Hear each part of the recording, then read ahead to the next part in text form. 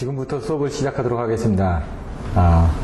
조금 전에 쉬는 시간에 에너지바를 주셔가지고 좀 더 힘이 나는 것 같은데, 마찬가지입니다. 이제 시험 보실 때 중간중간에 그 쉬는 시간 활용하시는 것도 잘 하셔야지만 됩니다. 뭐 20분의 쉬는 시간이 주어지는데요.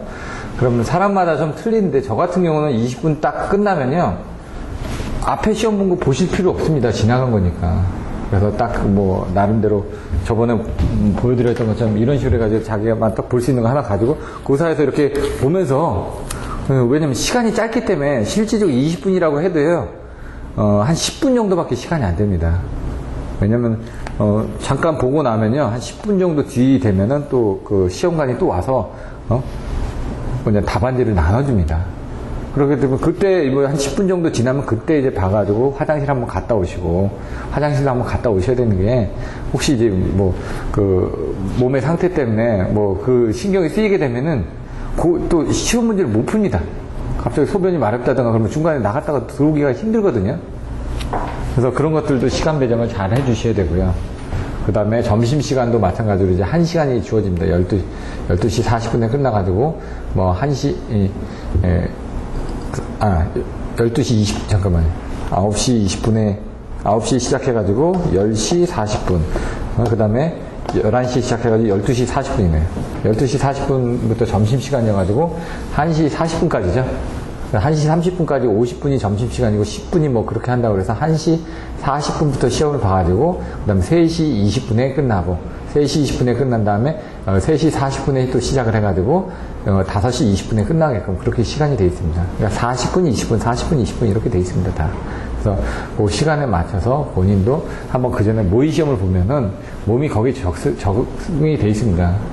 그래서 점심시간이 조금 오히려 시간이 안 쓰는, 점심시간을 간단하게 드시고 난 다음에 그 다음 책 한번 또 보고 있으면 1시 반 되면 금방 오니까 여러분 보실 수 있는 시간이 한 20분밖에 안 됩니다.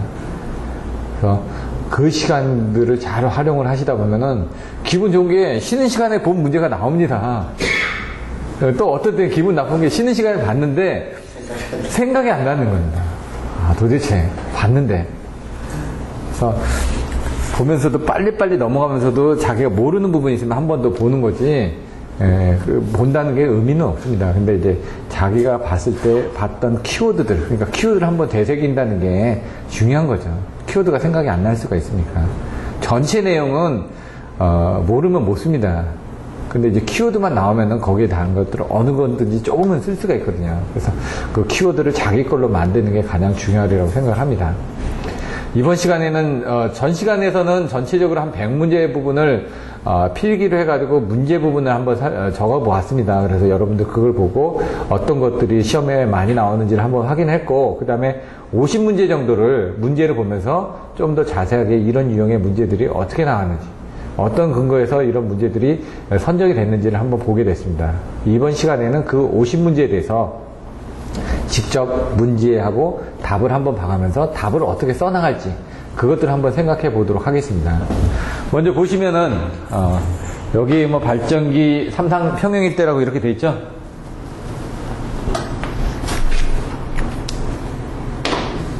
이게 지금 옆에가 보시면은 이렇게 만들어 놨습니다. 문제 1번부터 20번 해가지고 여러분들한테 100문제를 보내드렸거든요. 1번부터 20번까지 들어가면은 잘 안되면, 손으로 안되면, 자, 1번부터 20번까지 딱 돼 있는데, 여기 1번, 2번, 3번, 7번 이렇게 바깥으로 내놓은 게 있습니다. 이걸 보는 방법을 보시면은 1번으로 들어가 보겠습니다. 알파자를 붙여놓은 게 있습니다.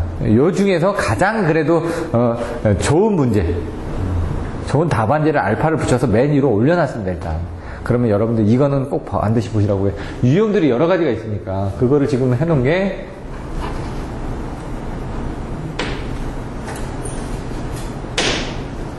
이겁니다. 항상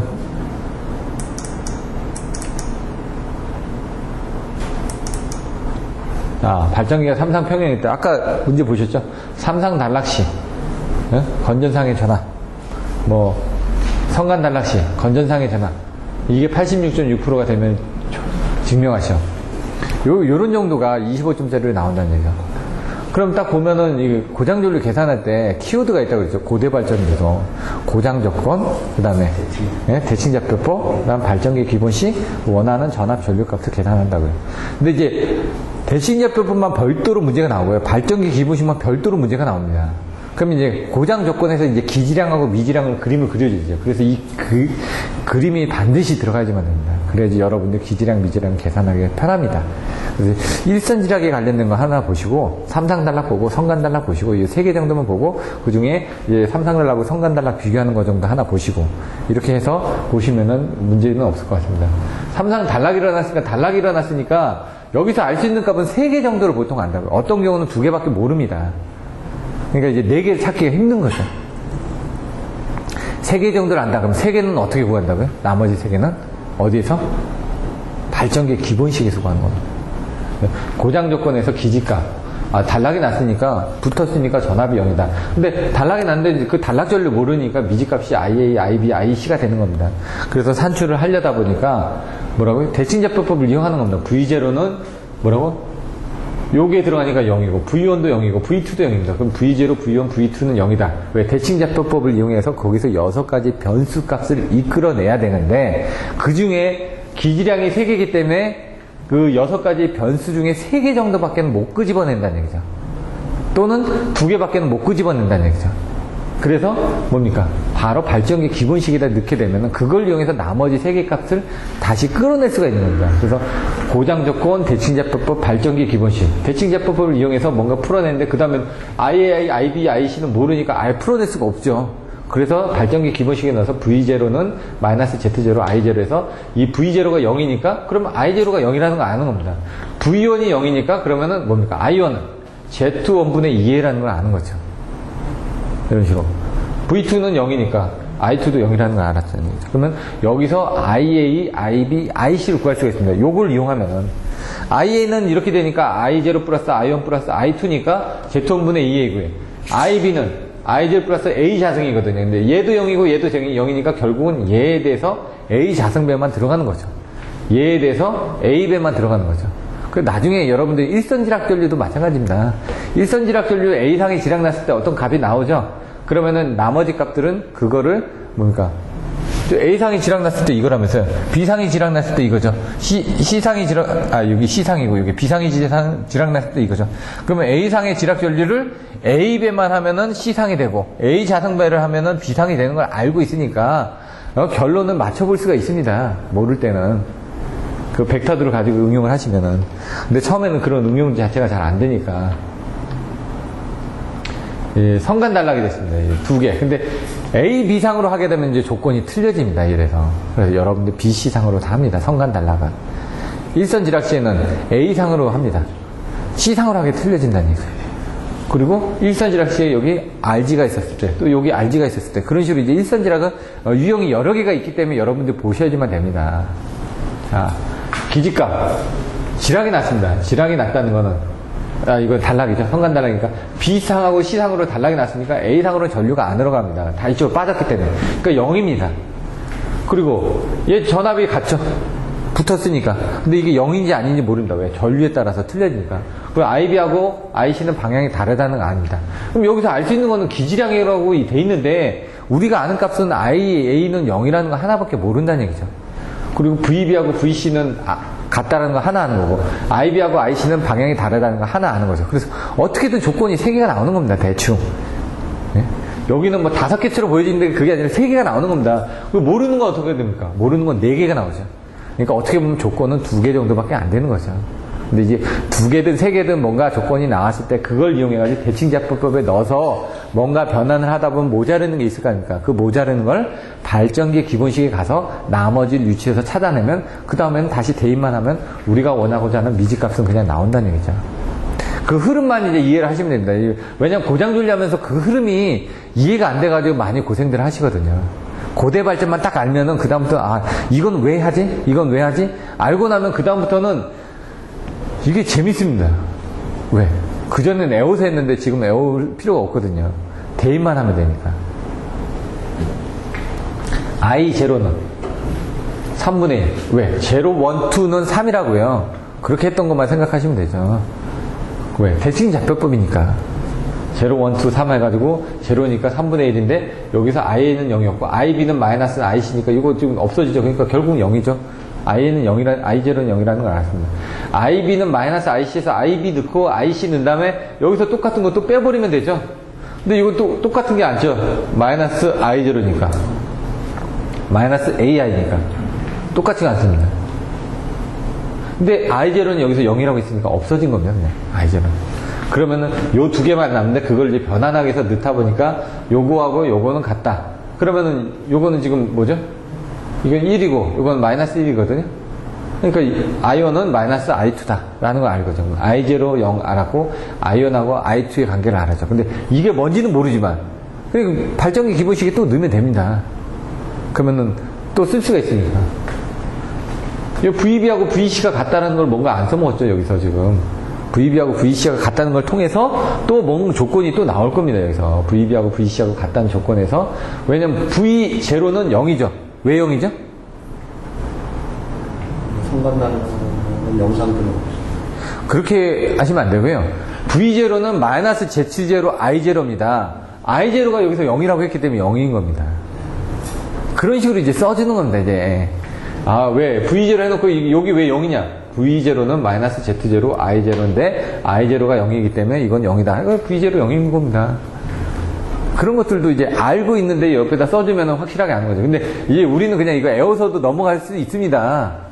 그냥 거기다 이런 것까지 쓸 필요는 없다는 거예요. 왜? 이 뒤에 가면 V0는 0이라는 걸 또 쓸 거거든요.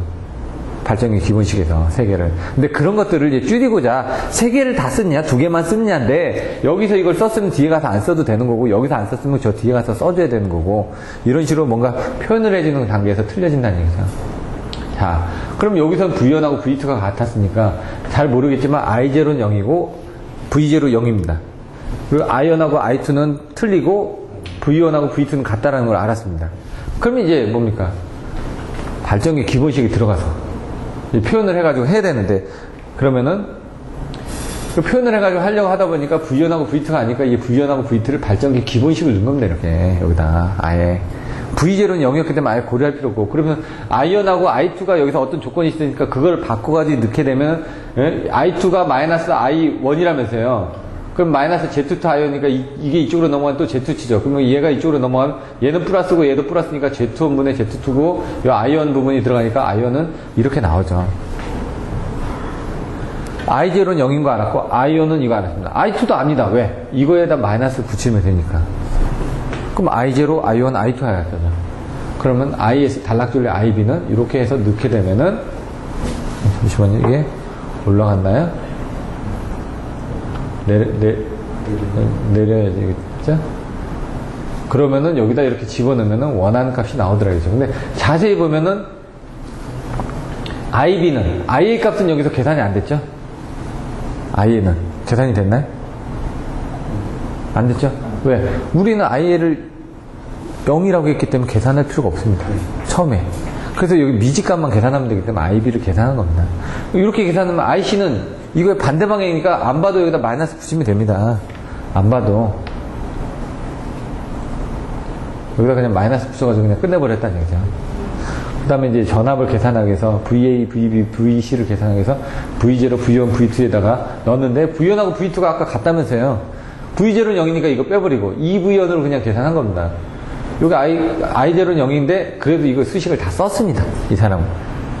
다 써서 나가면서 없애버리는 거죠. 난 이렇게 알고 계산했다. 하긴 이거 알고 계산해야 되지. 근데 외워서 쓰면은 그 빨리빨리 넘어갈 수가 있습니다. 흐름을. 굳이 이렇게까지 이렇게 뭐 빼가지고 안 써도 됩니다. 그건 여러분들의 시간에 따른 활용 부분을 잘 해주셔야죠. 이거 그렇게 풀어서 쓴다고 해서 뭐 점수를 더 주거나 그런 건 아니거든요. 형태가. 차라리 그렇게 할 때 그림을 옆에다 하나 더 그리는 게 더 눈에 띈다는 얘기죠. 수식을 해가지고. 결론을 비교해서 표로 만들어주거나 그게 더 도움이 됩니다. 그래서 이런 부분들은 안 봐도 아니까 아 V0는 0이다. 그래서 여기다 가로고 땡땡땡 V0는 0 이렇게만 해버리면 되거든요. 그런 식으로 표현하는 방법은 여러 가지가 있기 때문에 굳이 여기다 뭐 이거 써가지고 할 필요 없다는 얘기죠. 그러면 이렇게 하면은 그냥 2V1 그리고 가로고 V0는 0 그리고 V1은 V2이기 때문에 이렇게만 써줘도 이 사람이 알고 썼다는 거 이해가 되니까. 쓰는 방법은 여러 가지입니다. 자기한테 맞는 방법으로 써주시면 된다는 얘기죠. 얘가 이렇게 나왔죠. 그러면 얘가 보시면은 VA는 이거고 VB는 계산하면 얘가 나옵니다. 그러면 얘는 2고 얘는 마이너스 1입니다. 얘가 2배가 더 크죠. 그러면 얘 성간 단락시 건전상의 대지전화 상승은 여기 얘 2배가 되면 증명하시오. 이렇게 나오고. 여기 사고상은 건전상의 2분의 1을 됨을 증명하시오. 이렇게 문제가 또 나온다는 얘기죠. 얘가 2배로 올라가는 겁니다. 왜? 전류가 적었죠. 그러니까 전압은 올라가죠. 얘는 전류가 컸죠. 그러니까 전압은 떨어지죠. 이런 식으로 되는 겁니다. 비율이. 86.6%가 됨을 증명하시오. 이건 2배가 됨을 증명하시오가 됐고. 그러니까 요게 지금 보면 세 문제죠. 세 문제를 하나의 문제로 합병을 해놨으니까 같이 보시면 된다는 얘기죠. 이상단락시. 비교해서 그냥 나온 겁니다. 똑같이 아까처럼 여기 그냥 바로 나왔고, 요 결론이 이거라는 거예요. IB는 이렇게 나왔고. 그 다음에 86.6%가 됨을 증명하라면서요. 여기 IB는 이렇게 나왔고, 그 다음에 여기상에서 A상에서 전류 부분은 이렇게 나왔고. 그럼 얘하고 요게 삼상 단락이고 요게 성간 단락이다. 그걸 비교하는 거는 삼상 단락분의 성간 단락이 났을 때 얘가 크고 얘가 요거의 86.6%가 되는 걸 증명하라는 얘기거든요. 얘가 100이고 얘가 86.6%라는 걸 증명하라는 얘기입니다. 그래서 밑에 부분은 삼상 단락에서는 전류가 하나밖에 없습니다.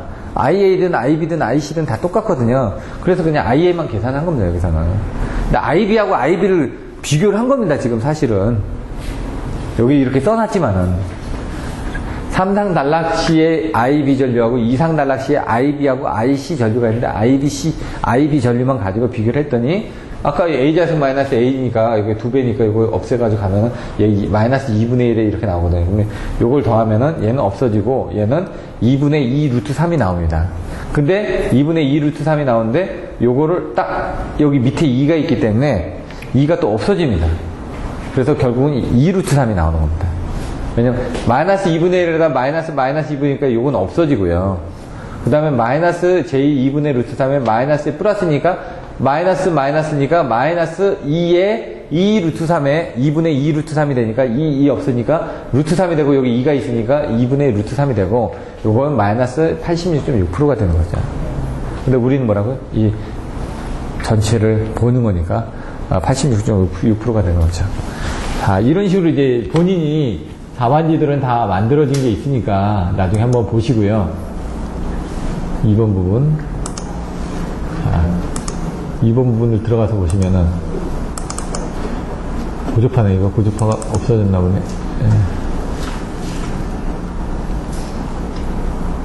예. 2008년도에 만든 건데 이게 지금 고조파, 개요. 정의가 뭐다? 기본파의 정수배를 갖는 조파다. 50차수까지 본다. 이렇게 내용들이 나와있고요. 그림으로 설명을 해주고 고조파의 원인.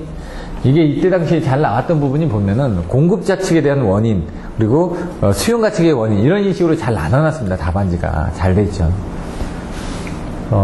요게 지금 깨끗하게 돼 있는 답안지들은 더 있습니다. 근데 이제 그때 당시에 만들어진 손으로 썼던 거를 그냥 쓰다 보니까 보시면 되고 원인 영향 대체 나와 있고요. 이 영향도 봤을 때 그림으로 그려가지고 생각하시면 된다고 그랬죠. 모선 그림 그리는 것처럼 그림을 그려서 보시면은 어떻게 됩니까? 왼쪽에 케이블 있고 위에 변압기 있고 오른쪽에 전동기 있고요. 전동기 쪽에 콘덴서 달려 있고요. 그렇게 해서 계산하면 전동기 쪽에 대한 영향이 있는지, 콘덴서 쪽에 영향이 있는지, 변압기 쪽에 영향이 있는지, 케이블 쪽에 영향이 있는지, 그 다음에 콘덴서 영향이 있는지 뭐 이렇게 내용들이 나와 있다는 얘기죠. 그런 식으로 여러분들 써 나가시면 된다는 얘기입니다. 여긴 장수가 조금은 되는데 고조파 억제 대체. 네? 억제 대체 보면은 여기는 이제 키워드가 뭐였죠? 수능 변리 P 델타 이렇게 저희는 외웠었는데 수동 필터, 능동 필터, 변환 장치 다팔수와 리액터와 설치 그다음에 PWM 뭐 델타 계서 이렇게 되는데 여기는 아까처럼 보시면 전력회사 측에서 고조파 대책과 수용가 측에서 고조파 대책으로 나눠놨습니다. 전력회사에서 할 수 있는 건 단학용량 증대하고 전용선밖에 없습니다. 부하 분리하고 개통변경 이런 부분. 근데 수용가 측에서는 수능 변리 P 델타를 가지고 수능 변리 P 델타 해가지고 변리 P 델타 이렇게 나왔죠. 그 형태로 하고 나서 그 안에 내용들을 써 나간 겁니다. 수동장치, 수동 필터입니다. 필터니까 RLC를 조합을 해서 하는 겁니다. 수동 필터는 RLC를 조합해가지고 임피던스를 작게 해서 RLC인데 지금 R은 기존에 있으니까 LC 필터를 이용한 거죠. R은 공진이 이렇게 게 아니거든요. LC 공진을 이용하기 위해서 직렬 공진 내지 병렬 공진을 하는 거죠. 저렇게 올려놨습니다. 그러니까 임피던스가 크니까 그 지점은 안 들어옵니다. 이렇게 임피던스를 좁혀놨습니다. 그러면은 고주파가 임피던스가 줄어들기 때문에 이 지점에서는 빨려 들어오는 거죠. 필터라는 게 그겁니다. 다른 데보다 임피던스가 낮기 때문에 그쪽으로 들어오는 거죠. 그럼 변압기가 있고 콘덴서가 있는데 필터의 역할은 두 가지가 있습니다. 하나는 방지하기 위한 필터, 그러니까 들어오지 못하게 막는 필터가 있고, 하나는 빨아들이는 필터가 있고. 그래서 이 그림도 그 두 개 가지고 있는 겁니다. 저건 막는 필터고요, 요건 빨아들이기 위한 필터고요. 왜? 3고주파 차단이라는 게 이건 통과라고 돼 있고요. 이 차단이라는 부분이 흡수를 해서 차단을 한다는 그런 개념입니다. 예. 여기 임피던스가 작죠. 작으니까 이쪽으로 빨려 들어옵니다. 아, 이거 필터에다 흡수한다. 예, 필수를 하기 때문에 다른 쪽으로 안 가게끔 만든다는 얘기예요. 근데 보통 콘덴서 같은 경우는 5고주파에 약합니다. 네. 3고주파는 별로 없으니까. 3고주파가 있는 데서 3고주파용으로 콘덴서를 앞에다 리액터를 달아줘야지만 되죠. 그래서 이거는 5고주파에 맞게끔 리액터를 달기 때문에, 그러면은 5의 자성분의 1입니다. 그럼 25분의 1이다 보니까 0.04%가 공진하는 포인트가 됩니다. 4%. 예, 4% 리액터를 쓰면은 얘는 흡수를 합니다. 이런 식으로. 4% 리액터 쓴 거는 5고주파를 빨아들이는 거예요. 저기는 뭡니까? 4%보다 올려버립니다. 올려서, 왜냐면 얘가 용량성이 되게끔. 진상이 아니라 지상이 되게끔. 왜냐면 얘가 자꾸 이쪽으로 요걸 3%를 만들면요, 얘가 이렇게 가는 성질이 있습니다. 자꾸 늘어나면서. 그럼 공진이 걸려버리니까, 그래서 얘를 그보다 크게끔 하면 얘는 계속 커지니까 그쪽으로는 밑으로는 안 내려가니까, 예? 공진이 걸릴 일이 없으니까 그거보다 큰 용량성으로 만들기 위해서, 예? 그래서 용량성이 아닌 유도성이죠. 앞으로 나가니까 용량성은 빨아들이는 부분이니까. 그래서 4%보다 큰 6%를 하게 되면은 거기에 대해서 필터가 높기 때문에 3고주파는 못 들어오는 겁니다. 5고주파나 3고주파. 지금 여기 5%일 때는, 5고주파일 때는 4%가 공진 포인트거든요. 그럼 2를 더하십시오, 다. 그럼 6% 리액터를 달게 되면은 5고주파에 대해서는 막아버리는 필터 역할을 하는 겁니다. 그럼 3고주파일 때는 3의 자성분의 1이거든요. 그럼 9분의 1입니다. 9분의 1이면 11%입니다. 11%니까 더하기 2를 하면서요. 그래서 13%를 하는 겁니다. 그렇게 외워두시면 편합니다. 능동 필터 이렇게 보고요. 능동 필터라는 건 뭐냐? 액티브 필터를 해가지고 역고주파를 쏴주는 거죠. 변환장치 다 펄스화. 그럼 6펄스보다는 12펄스가 낫고, 12펄스보다는 18펄스가 낫고. 왜? 펄스라는 거는, 여기 보시면 6펄스라는 건 이렇게, 이게 6개만 있는 겁니다, 이렇게. 그럼 여기서 이렇게 봤을 때, 남는 여기 부분이 다 고주파로 나가는 건데, 이 펄스를 하나 더 만든다는 건, 여기다 이렇게 펄스를 더 만든다는 얘기거든요. 그럼 나머지 부분, 요게 찌꺼기가 바깥으로 나가는 거니까, 찌꺼기가 적으니까 어떡합니까? 더 계통에 돌아다니는 양이 적을 거라는 얘기죠. 그래서 펄스를 더 많이 만들어주는 겁니다. ACL, DCL은 이제 리액터 부분인데, DCL은 이제 초크 역할을 해주는 부분이고요. ACL은 들어오는 부분에 대한 전압 강화 부분이기 때문에, ACL 같은 경우는 많이 높게 달지는 않습니다. ACL은. DCL도 용량이 작은 거고요. DCL은 안에서 리플 억제용으로 쓰는 거고, ACL은 고주파 발생기계 1차 측에 다는데, 이거에 의해서 전압 강화가 생겨버리기 때문에 얘는 3%, 4% 이상은 쓰지를 않습니다. 3%, 4% 이상을 쓰게 되면요, 고주파 대책 효과는 좋지만 전압이 떨어진 상태에서 들어오는데 그걸 변환하다 보면은 더 안 좋거든요. 적정 전압이 들어와야 되기 때문에 ACL 부분은 안 다는 경우도 많습니다. DCL은 앞에 평활 때문에 다는 거기 때문에 들어있는데 용량이 크지는 않고요. DCL에 대한 역할이 그렇게 큰 건 아닙니다. PWM은 아까처럼 펄스 위드스 메도드 해가지고 펄스 앰플리튜드 메도드보다는 그 고조파를 줄여줄 수 있는 효과가 됩니다. 그러니까 뭐냐면 PAM은 크기로만 갑니다. 이렇게 크기로만 이렇게 똑같은데 그러면 이게 크기가 틀려지지 않습니까? 이렇게 그러니까 여기서 생기는 부분이 틀려지는데 PWM은 면적으로만 갑니다. 면적으로 여기까지가 요만큼 요 면적을 하려니까 여기 잠깐 쉬었으니까 여기부터 여기까지는 요만큼 요걸 다 쌓으면 이만큼 된다는 얘기죠. 그 다음에 여기서부터 요만큼 쌓으면은 이걸 옆으로 돌리면 이만큼 되지 않습니까? 이걸 옆으로 돌리면 이만큼 되고 그런 식으로 이제 간격을 가지고 조정하기 때문에 요 높낮이가 없지 않습니까? 그러면 그 빈 공간만큼의 그거만 생기는데 얘는 이 높낮이가 있죠. 높낮이가 있으니까 요 사이에서 요 면적들이 있죠. 그 면적들을 다 가지고 또 움직인다는 얘기죠. 다 그만큼의 면적들이 더 늘어나니까 고조파로서는 더 안 좋으니까 얘는 일직선상에서 면적만 가지고 간격만 가지고 하는 거고 얘는 크기를 가지고 하다 보니까 문제가 더 생기기 때문에 이 간격을 가지고 하는 게 더 낫다라고 해서 PWM 방식을 채용을 하라고 얘기하는 겁니다. 또 3번 부분에 가서 보시면 전압 안정도 여기 지금 밑에 돼 있네요. 전압 안정도. 안정도에는 위상각 안정도하고 전압 안정도가 있다. 전압 안정도는 말 그대로 전압 안정도이기 때문에 전압하고 안정도이기 때문에 PV가 되는 겁니다. QV도 있고요. 자, PV 부분은 딱 보시면 하나의 인계점이 존재한다. 주어진 역류에 따라서. 여기 보시면 쭉 올라가면은 하나의 인계점이라는 건 요게 인계점인데요. 딱. 여기서는 인계점이 하나밖에 존재하지 않다. 그 지점 이상은 뭐라고요? 전력을 공급을 못한다. 그래서 이 부분을 한계라고 한다. 근데 그 내부에서 P가 이렇게 왔다 갔다 하면서 공급을 하면서 이 전압 내에 된다. 자세히 보시면은 얘는 딱 얘가 전압이 두 개가 나옵니다. 전압이. 거기에 대해서. 두 개가 나오는 게 맞습니다. 다른 것들도. QV도. 전압은 두 개가 나오는데 그 중에 우리는 요 위의 영역에서 이 전압을 가지고 쓰는 거죠. 그래서 얘가 어느 정도 공급을 한다고 하다 보면은 얘가 아무리 얘가 지금 그 P 곡선이 이거거든요. 우리 상차곡 곡선을 보시면 이 위아래 이렇게 올라갔던 것처럼 얘도 여기서부터 시작을 해가지고 이렇게 공급을 하기 시작하는 거죠. 전력을 공급하면서 전압이 떨어지는데 그 다음에 전력을 아무리 공격하려고 해도 전압은 계속 떨어집니다. 그러니까 얘는 그 인계점 이상으로서는 움직일 필요가 없는 거죠. 이 그림을 옆으로 돌려서 보시면은 이렇게 된 거를 옆으로 돌린 거죠. 우리는 여기까지는 공급을 하죠.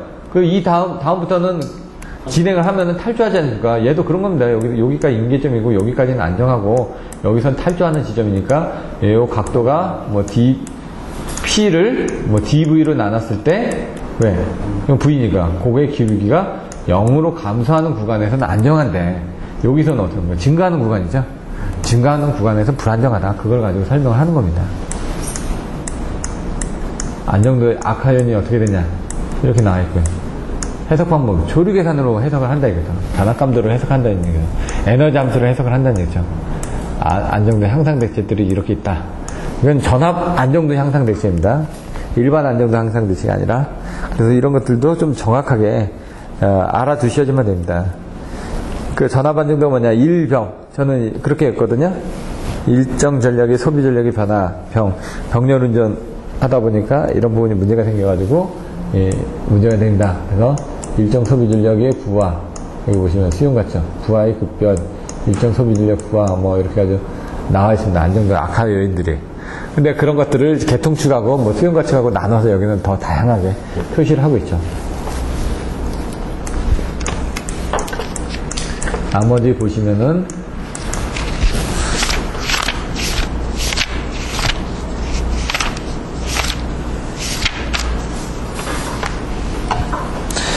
대책은 뭐냐? S종역 임제로 했습니다. 저는 S종역 임제. SVC, 종합제어 방식. S종역, 역률. S종역, 여기 역률죠. 임피던스를 작게. 재폐로 방식 투입. 왜냐면 아까처럼 이 어떤 인계점 부분에 대해서 그걸 올려줄 수 있는 역할이 뭐냐 이거죠. 인계점. SVC 통해 가지고 뭡니까? 그 역률이 그쪽으로 떨어지지 않게끔, 인계점을 넘어가지 않게끔 뭔가 잡아주는 겁니다. 대부분 역률을 생각하시면 됩니다, 여기서. 왜? 그게 밑으로 내려갔다는 거는 아까처럼 P하고 Q 부분에서 그 부분을 넘어갔다는 얘기거든요. S 종합 제어를 통해 가지고 어떻게 하면, 종합 제어가 우리 오늘 배웠던 게 뭡니까? QV 컨트롤 아닙니까? 다 Q를 제어해가지고 전압을 제어해주는 그 방법들입니다. 그러니까 PV 부분도 보시면은 PV 안정도라고 되어 있는데 얘가 자세히 보시면 QV 안정도죠. Q를 이용해서 전압을 제어하는 겁니다. 그러다 보니까 P하고 V하고 관계가 나온다는 얘기죠. 그러니까 여기서도 답안지는 QV 쪽으로 들어가기 때문에 QV 곡선이 여기 또 들어가야지만 됩니다. PV 안정도 해놓고 밑에 QV 곡선을 그려놓고 그 다음 그 Q에서 V가 제어가 되면서 이 P 부분이 안정화된다. 이 얘기입니다. S 종역 인지에서 SVC 채용하고, 종합 제어를 채용하고, 역률을 맞춰주는 거고, 임피던스를 어떻게 합니까? 낮게 해주면 전압강은 줄어들겠죠? 그런 역할을 하는 거고, 재패를 통해서 아까 사고가 났을 때 어떤 그런 빨리 투입을 해주면 영향이 줄어들 거니까, 이런 부분들이 들어간다는 거죠. 여기 고속도 재패를 채용했죠. 그만큼 선로의 역률을 감소시키므로 빨리 투입함으로써 사고가 났다는 건 사고 시에는 무효 전력이 필요합니다. 무효 전력이 필요하다 보니까 그 역률이 나빠지겠죠. 근데 그 시간을 빨리 차단을 해주게 되면 그 무효 역률이 그 개통대로 많이 안 들어가도 되니까, 그러면 우리가 역률이 좋은 거니까, 그러면 그때는 전압 안정도도 증가시킬 수 있다. 이런 내용들입니다. S 종역 임지에 그러니까 여기 QV 곡선이, 이건 PV 곡선이고, QV 곡선이 나와 있나요? 여기는 없네요. 그 다음에 4번은 뭐였죠? 주파수 제어. 자동 주파수 제어를 얘기한다는 거, 그렇죠?